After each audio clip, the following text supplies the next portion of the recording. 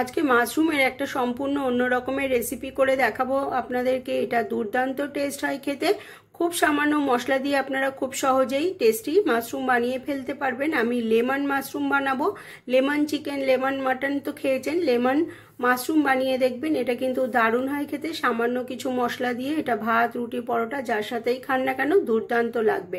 রেসিপিটা যদি ভালো লাগে সাবস্ক্রাইব করে আমার পাশে থাকবেন। যারা এখনো চ্যানেলটিকে সাবস্ক্রাইব করেননি তারা পাশের বেল আইকনটাকে প্রেস করে দেবেন। আর লাইক, শেয়ার, কমেন্ট করতে ভুলবেন না। শেয়ার করলে আমার রেসিপিগুলো আরও অনেকে দেখতে পাবে। আর যখন ভিডিওটা দেখা শুরু করবেন অতি অবশ্যই একটা লাইক করে দেবেন। তবে শুরু করছি মাশরুমের রেসিপি। এখানে প্যাকেটে করা যে মাশরুম থাকে সেই 1 প্যাকেট মাশরুম নিয়েছি। ভালো করে ধুয়ে পরিষ্কার করে নিয়েছি। নিয়ে বড় বড় মাশরুমগুলোকে আমি 3 টুকরো করে কেটে নিচ্ছি। আর যেগুলো ছোট সেগুলোর মাঝখান থেকে 2 টুকরো করে নেব। এভাবেই সমস্ত মাশরুমগুলোকে কেটে নেব। আপনারা যদি চান যে ডাঁটিটা রয়েছে সেটাকে ফেলে দিতে পারেন। আমি এটা সমেতই রান্না করব।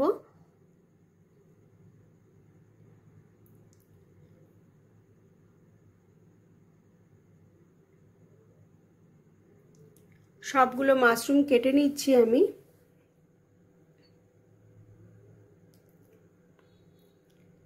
সবগুলো কাটা হয়ে গেছে। এবার এটাকে একটা বাটির মধ্যে তুলে নিচ্ছি।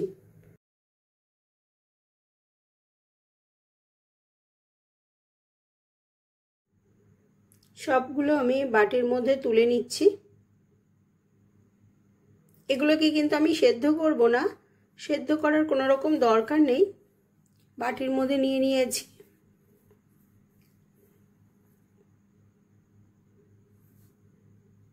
এবার এর মধ্যে আমি স্বাদ মতো নুন দিয়ে দিলাম।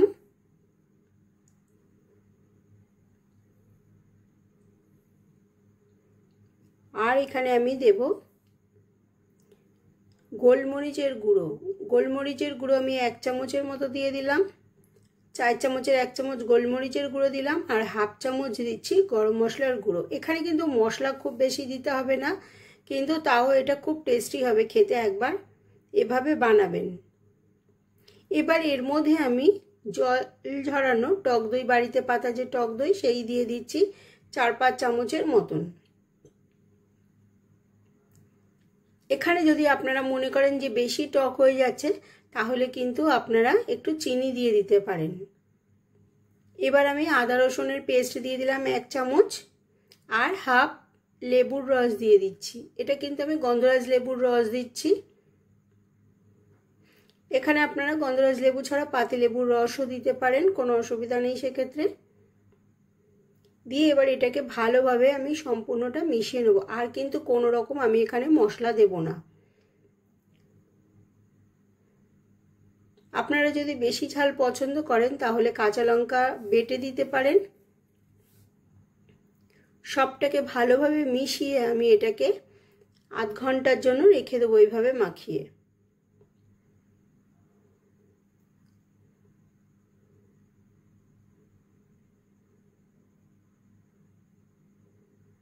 খুব ভালোভাবে মিশিয়ে নিচ্ছি যাতে মাশরুমগুলোর গায়ে ভালোভাবে টক দই আর মশলাগুলো মিশে যায়। এবার আমি 4টে কাঁচা লঙ্কা নিয়ে নিয়েছি, চিড়ে দিয়ে দিলাম। দিয়ে এটাকে পাশে সরিয়ে রেখে দেব। এবার গ্যাসের উপর একটা কড়াই বসিয়ে দিয়েছি। তার মধ্যে আমি 2-3 চামচের মতন সাদা তেল দিয়ে দিলাম।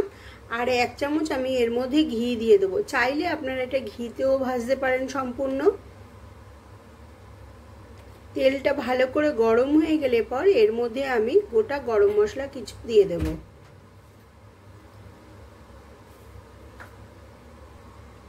গরম মশলার মধ্যে নিয়েছি একটা তেজপাতা, হাফ চামচ জিরে, 2টো লবঙ্গ, 2টো দারচিনির টুকরো আর 2টো এলাচ দিয়ে দিলাম সম্পূর্ণ। দিয়ে এটা ভাজা হয়ে গেছে। এবার যে মাশরুমগুলো আমি ম্যারিনেট করে রেখেছিলাম সেই মাশরুমগুলো তুলে এই তেলের মধ্যে দিয়ে দেব। দইটা সমেত দেব না, কিন্তু দই থেকে ছেঁকে মাশরুমগুলোকে এর মধ্যে দিয়ে একটু ভেজে নেব।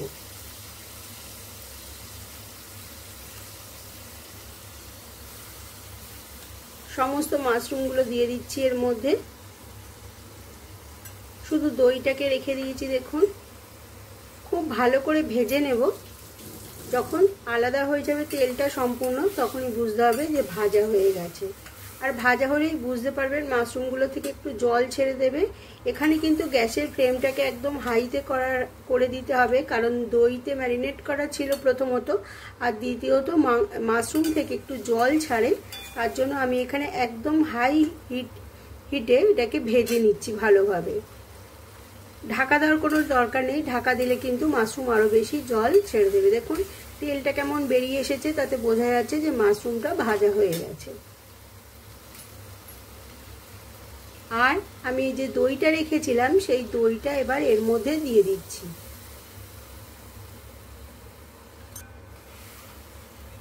ভালোভাবে মিশিয়ে দিলাম, সম্পূর্ণ দইটা আমি এর মধ্যে দিয়ে ভালোভাবে মিশিয়ে দিলাম।